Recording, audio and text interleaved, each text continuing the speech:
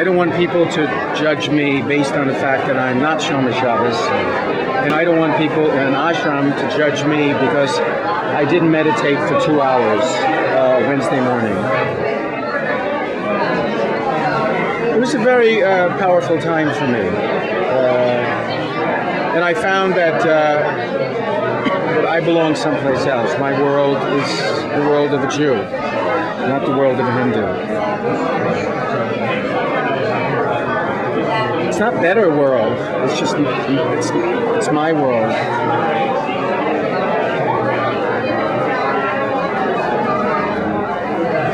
Anybody else want to say anything? Hello. Hi, Jacob. Come on. How did you know that you were going to go into show? How did you decide to go into show business? Honey, I had a cousin, Lola, who lived around the corner from me. I lived on Taylor Street. She lived on Wilson Street, the same block as the Yeshiva Torah Das. And she had a one-room apartment, and her mother had a curtain set. It was my father's brother, he died. A curtain separating the bed from the living room.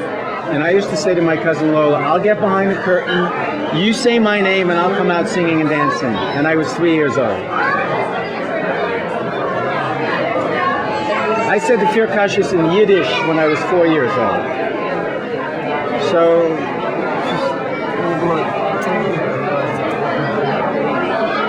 I mean, the fact that at my bar mitzvah, I insisted on doing everything. You know, Shachris, Musaf, laying the Sedra, and Haftarah. I was a performer.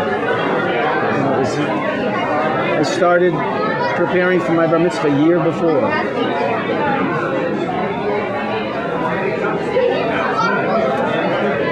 Are we finished yet? Does anybody have anything else to say or to ask?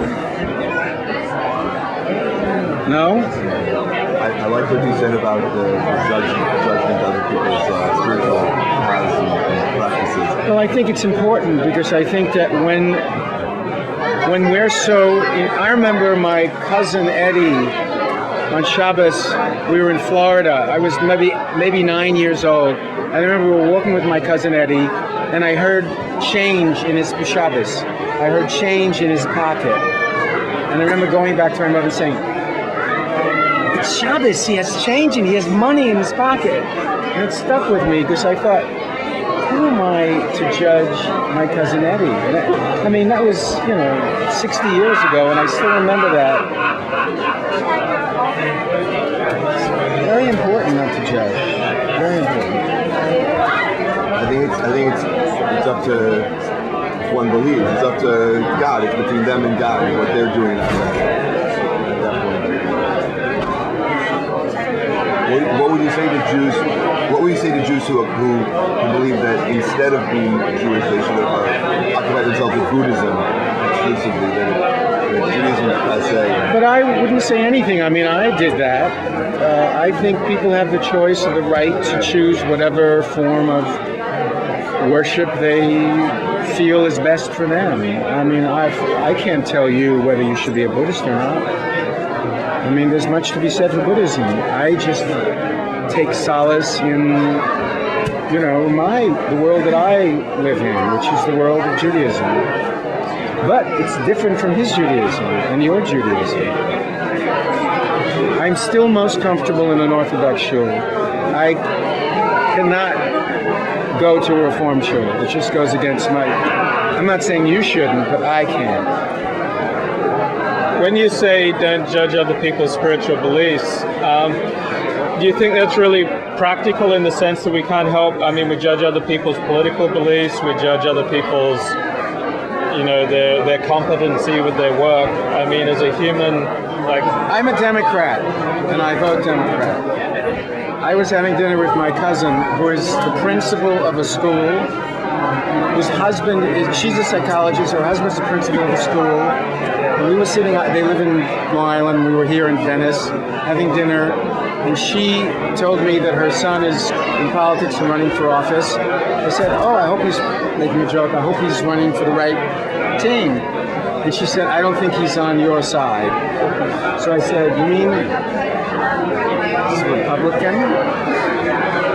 And this is dangerous territory, especially for Orthodox Jews. And she said, yeah. I said, are you? And she said, yeah. I said, did you vote for Bush?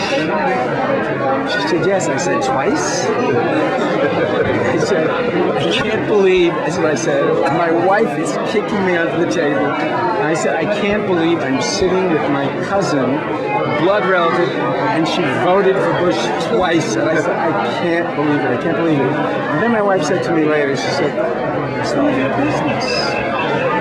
You can't tell Linda who she should vote for. Vote for who you want and keep your mouth shut. So, you know, yeah, I mean, you know, the Jews are funny about politics. And, you know, the Orthodox Jews, the conservative Jews, Reform Jews, we all have different feelings about, you know, Israel and about who protects Israel and how do we protect Israel the best. And it's a very tricky situation. I mean, on a practical matter, you can't help but judge. If you believe strongly in your politics, you can't help but judge those. I think we have to be very careful how we express that and how we protect our own privacy and how we, if we believe in something passionately and with that strength, try to explain your feelings and maybe try to get people to understand how you feel so maybe they'll change. That's the most that you can do.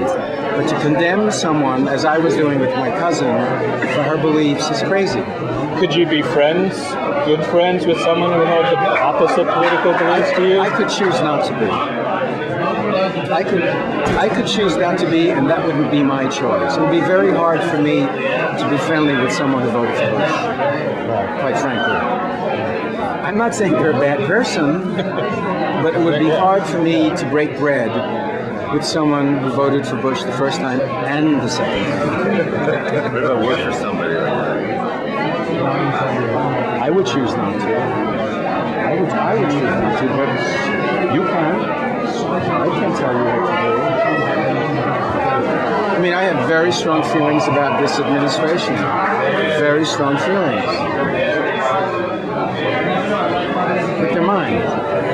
And I'm not telling you to have those feelings. Do you think it's possible that some of your passion for politics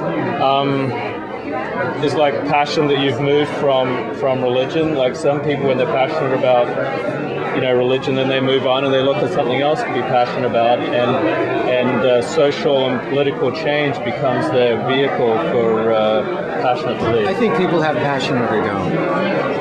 I think it's either there or it's not. I don't think it has to do, I don't think it's a substitution. I think if you're going to be passionate about politics and you also have a need to have a spiritual world, that will exist also. I don't think mine is a replacement for this.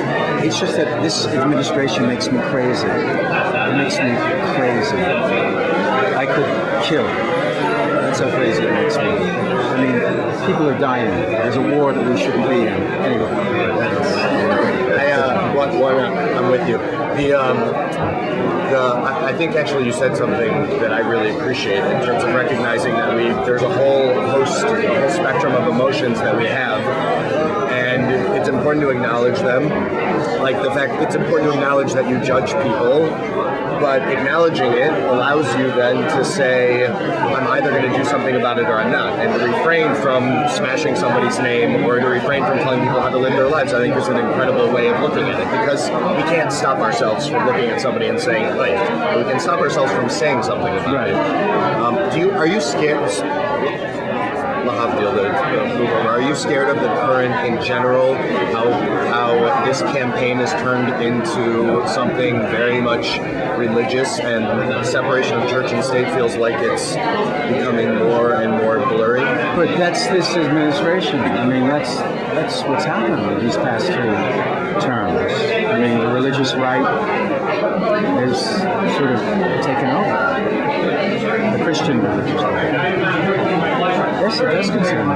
The country was founded on separation of church and state. It's one of the basic tenets of this country. Do you fear, like the Jerry Falwells and Pat Robertsons and the leaders of James Dobsons, the leaders